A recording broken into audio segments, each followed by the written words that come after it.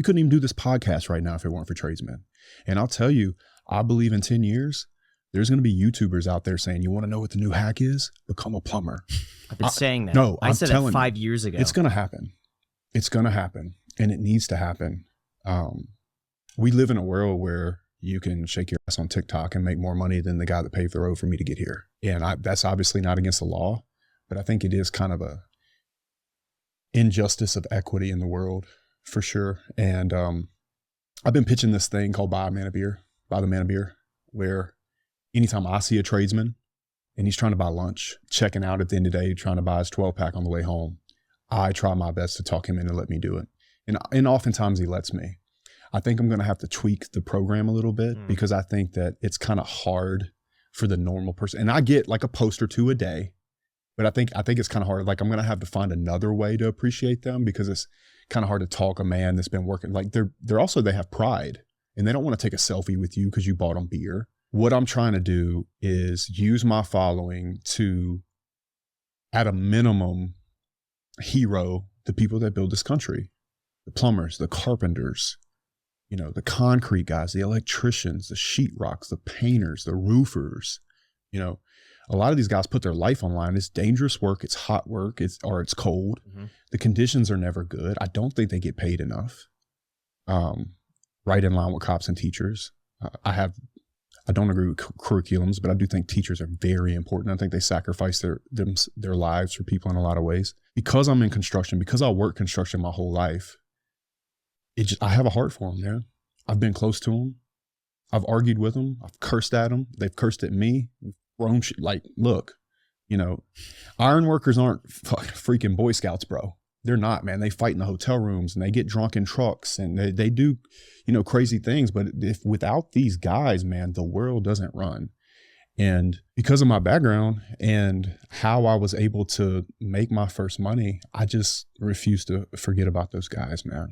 And so the whole campaign was about, if you see a guy in work boots, buying his lunch, you can tell he's working, trash guy, anything, any of these jobs that make the world go, try your best to see if he'll, tell him, hey, listen, I'm a part of this campaign called Buy a Man a Beer. The guys that make the world go round, would you please let me buy you lunch? Or would you please let me cover that for you? It would mean a lot to me. And that's it, man. I just want to champion these guys more because I don't think they get the credit they deserve. And I don't think people realize how important they are. Why are they underpaid and why don't they get that credit? Well, I think they're underappreciated because it's not a sexy job.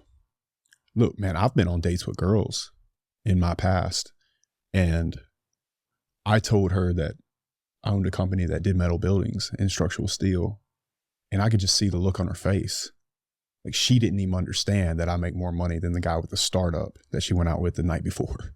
You know what I'm saying? It's like nobody associates any kind of status or any kind of respectability to it. And I have my thoughts on what really makes it hard for him. I believe that when we went off the gold standard, we went from a guy that could go put a tool belt on and support his family completely to his wife having to work. And I think that was very negative for the nuclear family. But in regards to how they're being paid, if I were in charge of construction in America or was the president or not that I ever would run for anything like that or some kind of office, I would put certified payroll Bacon, like Davis Bacon projects, which means they have to check the payroll and they assign like an electrician makes this much money with this much fringe benefits. And a metal building guy makes this with this much fringe benefits. I would make every project in America that. And one of the big reasons I would do that is because a lot of contractors, smaller contractors, but contractors nonetheless, pay guys cash and don't pay the guys correctly. I'll pay my guys to ride to the project. Well, now the cash, I've seen a lot of non-citizens get paid cash. That seems to be the go-to, or people that don't want to pay their tax. Isn't that to a benefit? But someone's requesting, hey, pay me cash, man. So I'd rather get paid $200 right now than $300 and have to deal with all the IRS. Yeah, I get that. But the problem is that I want to build because I'm an American, right? I believe in the American dream. I get a lot of flack for taking up for America, but you don't want to be in America, get out because America's the GOAT. Scoreboard. And I don't mind paying the taxes. I don't mind taking the taxes out and matching it. I would like an equal playing field. Because what is it? So my workman's comp for hanging steel is like 45 on 100 before Social Security, FICA, Medicaid, everything. So by the time you get close to a 50% labor burden, and I'm bidding against a guy for $1 million job and he beats me by $200,000 or $300,000, I know where it came from. You see what I'm saying? And in regards to paying guys cash, I can't sleep at night trying to build a company on something I could go to jail for. So we pay it like when they leave my office from Louisiana to California, let's say, because I got guys from California to New York right now today. They get paid to ride. They get paid their 40 hours straight. They get paid overtime, and they get paid per diem, and we cover their hotels. But because of that, it makes it hard for me to do jobs, let's say in the South as much, because the guy next door will pay them cash. But I'm out here talking about having a business and talking about building something that I can count on for a long time. It's not worth it for me to go to jail. It's not worth it for me to keep an eye open and worry about like getting in trouble with the IRS or the government. It's just not worth it.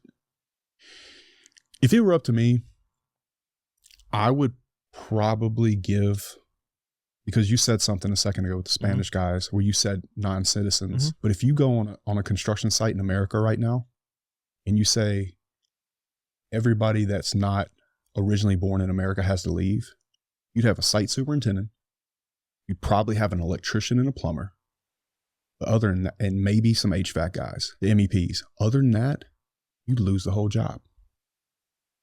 Damn near every man out there is Spanish. And they're coming in and taking the jobs that not Americans want, that Americans don't want.